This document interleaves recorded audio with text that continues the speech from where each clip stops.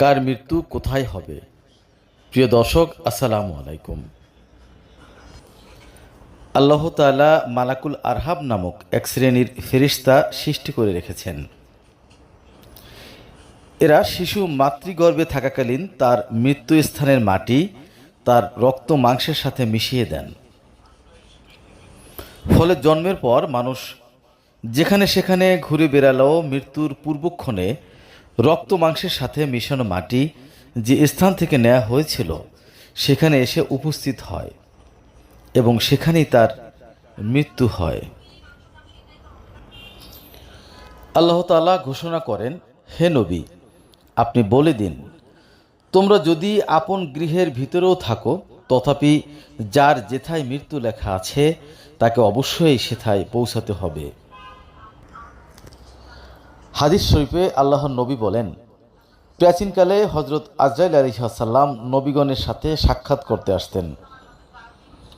একদিন তিনি হজরত সুলাইমান আলাইহিস সালামের দরবারে উপস্থিত হন। সেখানে উপবিষ্ট সুশ্রী এক যুবকের দিকে তিনি তীক্ষ্ণ দৃষ্টি নিক্ষেপ করলেন। ফলে যুবকটি ভীষণ ভয় পেয়ে গেল।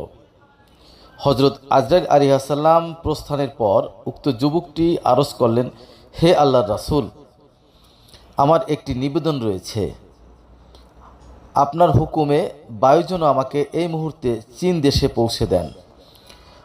হজরত সুলাইমান আলাইহিস সালামের নির্দেশে বায়ু যুবকটিকে মুহূর্তের মধ্যে চীন দেশে পৌঁছে দিল।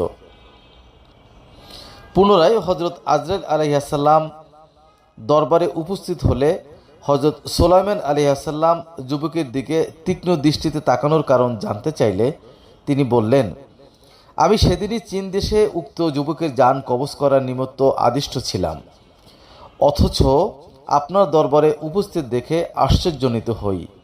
কাজেই আমি তার দিকে তীক্ষ্ণ দৃষ্টি নিক্ষেপ করি।